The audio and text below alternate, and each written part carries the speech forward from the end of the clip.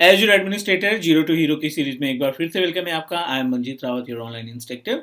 Azure administrator की playlist में अभी तक हमने 16 प्लस वीडियो अपलोड कर चुके हैं और इसमें हम दूसरे मॉड्यूल पे हैं। पहला मॉड्यूल हमने कंप्लीट किया था अपना स्टोरेज का, उसके बाद हमने एक्टिव डायरेक्टरी सर्विसेज डिस्कस की थी। Actually this is the third module और अभी हम नेटवर्किंग से रिलेटेड चीज़ों को समझने की कोशिश कर रहे हैं। लास्ट क्लास में हमने बात की थी बेस्टियन सर्विस की कि किस तरीके से बेस्टियन सर्विस को कॉन्फ़िगर किया जाता है। Now it's time to understand about the load balancer. इसकी एक वीडियो हम ऑलरेडी आपके साथ शेयर कर चुके हैं जिसमें आपको गाइड किया था कि how many types of load balancers are available over a portal, और उनमें से एक प्रैक्टिकल हम आपको आज गाइड करने वाले हैं कि प्रैक्टिकली कैसे आप नॉर्मल लोड बैलेंसर को एज़्योर पोर्टल की मदद से कॉन्फ़िगर करेंगे। चलिए मूव करते हैं अपने पोर्टल पे। बट उसके पहले अगर आप नए हमारे यूट्यूब चैनल पे पहली बार वीडियो देख रहे हैं तो do subscribe, because teach me cloud एक single technical training based YouTube channel है जो आपको 100% लाइव प्रैक्टिकल की वीडियो प्रोवाइड करता है बिना किसी स्टेप को स्किप किए हुए। चलिए मैं आपको गाइड कर देता हूँ कि आपको क्या क्या चीज़ें माइंड में रखनी है if you want to set up the load balancer. अगर आप एज़्योर पोर्टल के ऊपर लोड बैलेंसर की सर्विस को कॉन्फ़िगर करना चाहते हैं तो कुछ प्री रिक्विजिट को आपको अपने माइंड में रखना है, क्योंकि without the prerequisite we are unable to manage our load balancer services. So let me help you how it work.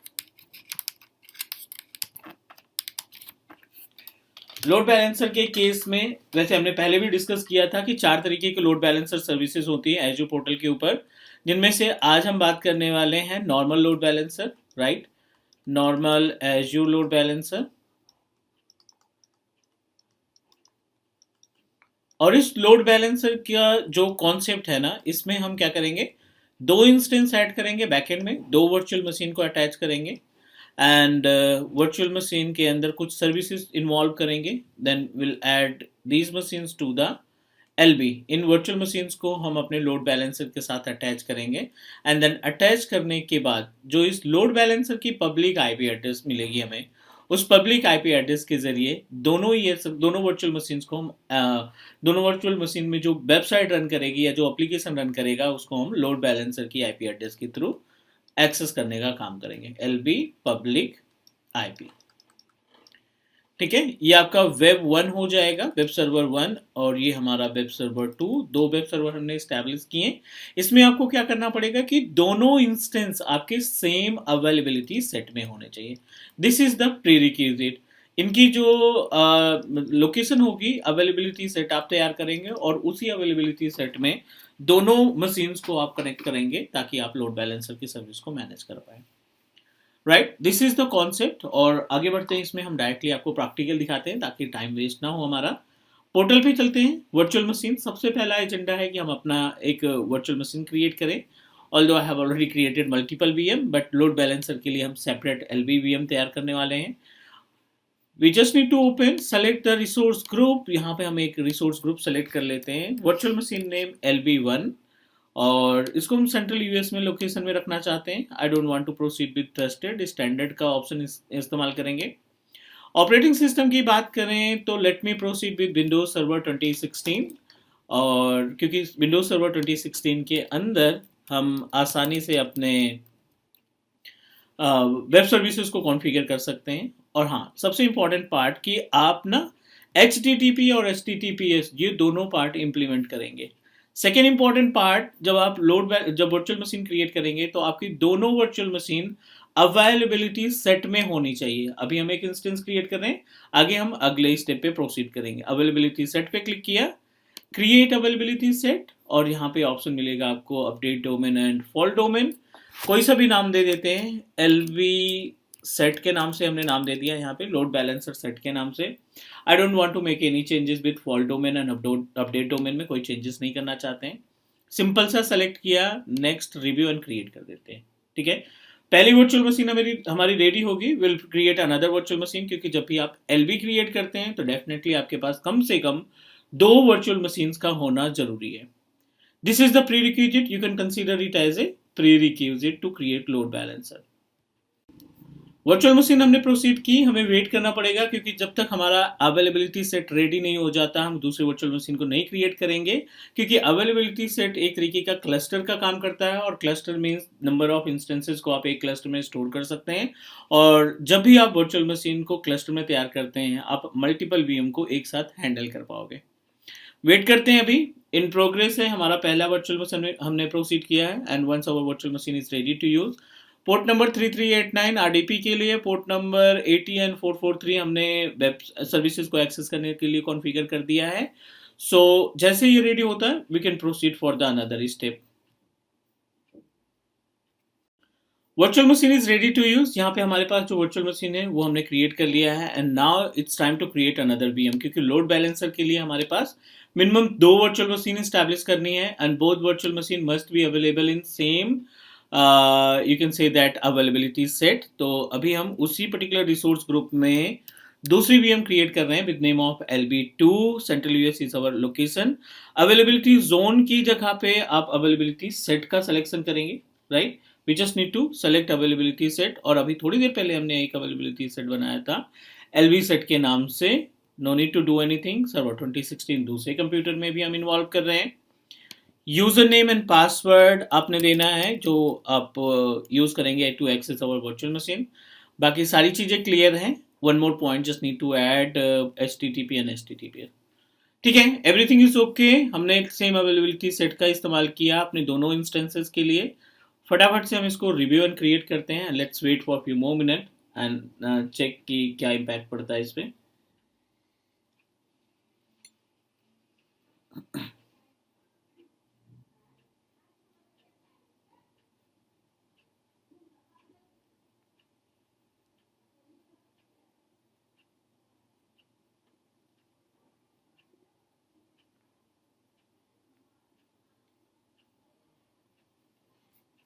Okay, need to check the validation कहाँ पे फेल हो रहा है। We need to verify virtual machine. पहले step में तो ऐसा कुछ नहीं है। नेक्स्ट डिस्क में चलते हैं, नेटवर्किंग में चलते हैं।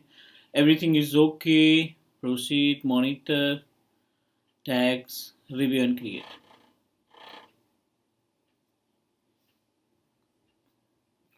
ठीक है, checking the validation. If everything is okay we are able to access our virtual machine.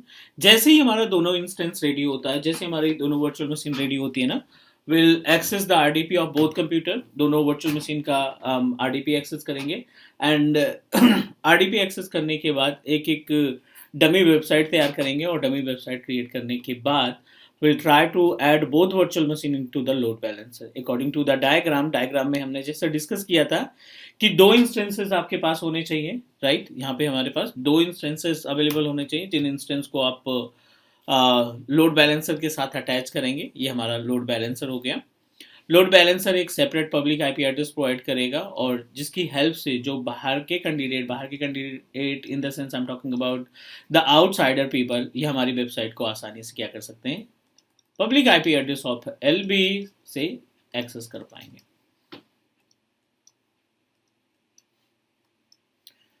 Is that clear? सो उम्मीद है कि यहाँ तक सारी चीज़ें क्लियर हो गई होंगी। अभी हमने थ्योरेटिकल पार्ट, प्रैक्टिकल भी पैरेलली हम कंफर्म कर रहे हैं।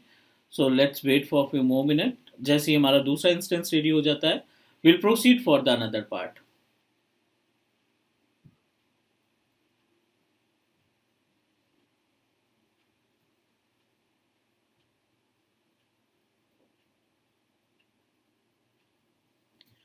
Back to the portal and let's try to understand. यहाँ पे प्रोसीड करते हैं, वेट करते हैं। अभी जैसे ही दूसरा इंस्टेंस तैयार होता है will connect our second virtual machine से RDP और उसमें एक डमी वेबसाइट बनाते हैं। मीनवाइल अभी LB1 हमने क्रिएट किया था, सो लेट मी कनेक्ट LB1 क्योंकि it is running properly.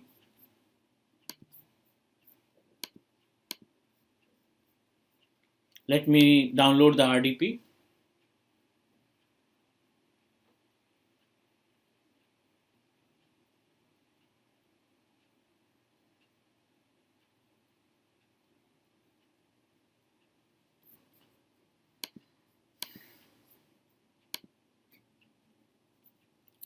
User ID password देंगे हम इसमें RDP एक्सेस करने के लिए।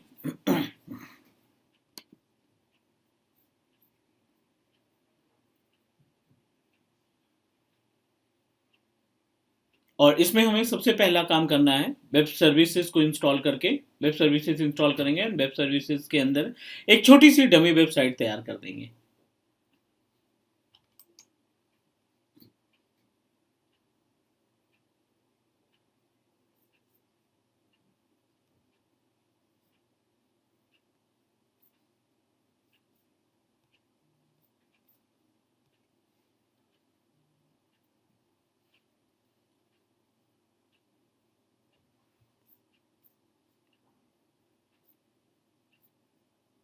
सिंपल सा ऐड रोल एंड फीचर्स पे जाएंगे जहाँ पे हम अपने वेब सर्विसेज को इंस्टॉल करने का काम करेंगे।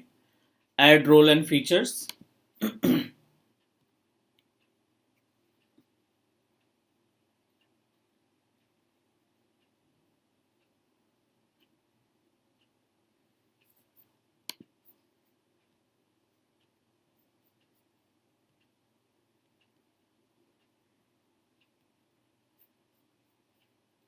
यहाँ पे IIS service, web server IIS दोनों मशीनों में हमें इंस्टॉल करना है। We just need to select and install. और इंस्टॉलेशन के बाद हम इसमें एक डमी वेबसाइट तैयार करेंगे। And meanwhile we also need to take the access of RDP of another virtual machine, जो भी हमने थोड़ी देर पहले एग्जीक्यूट किया था। चलो ये भी अपने पास LV2 के नाम से जो वर्चुअल मशीन हमने क्रिएट की थी वो भी ऑलमोस्ट रेडी है। Let me take the RDP of second virtual machine, और इसमें भी हम वेब सर्विसेज को इंस्टॉल करेंगे। वेब सर्विसेज इंस्टॉल करने के बाद will try to manage, will try to what we can say that configure install IIS service, और फिर IIS सर्विस के थ्रू हम इसको एक्सेस करेंगे।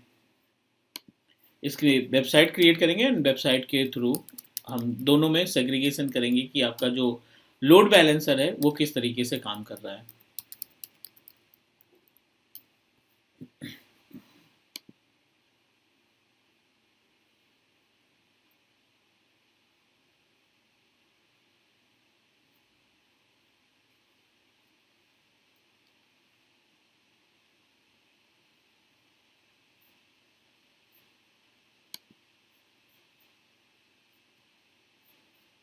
ठीक है, इट इज़ इन प्रोग्रेस। थोड़ा सा इंतजार करते हैं। पहले मशीन में हमने वेब सर्वर जो इंस्टॉल किया था वो इन प्रोग्रेस है। And let's see the status of second computer, second virtual machine. Again, we need to install the IIS service in second computer because we need to set up two virtual machine in the backend of load balancer, ताकि आप load balancer की public IP address से जब आप access करें, जब public IP address को URL में टाइप करें तो आपको दोनों इंस्टेंस में जो वेब सर्विसेज एग्जीक्यूट कर रखी है उन दोनों वेब सर्विसेज का एक्सेस होना चाहिए। चलिए, again we need to open our server manager wizard. Server manager wizard open करने के बाद need to proceed the same step जो IIS सर्विस को इंस्टॉल करने के लिए हमने इस्तेमाल किया था।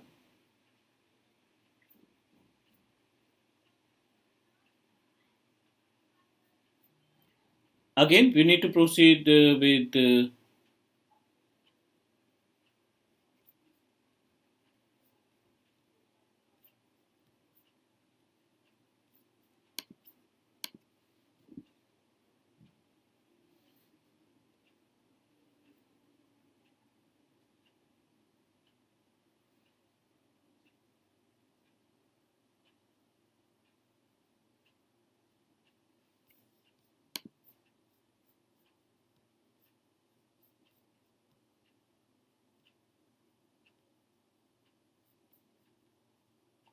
ठीक है, इसमें भी हम IIS सर्विस को इंस्टॉल करते हैं, और जैसे ही हमारा IIS इंस्टॉल होता है will proceed with what we can say that will proceed with create a dummy website. एक डमी वेबसाइट तैयार करेंगे and will proceed for the load balancer services.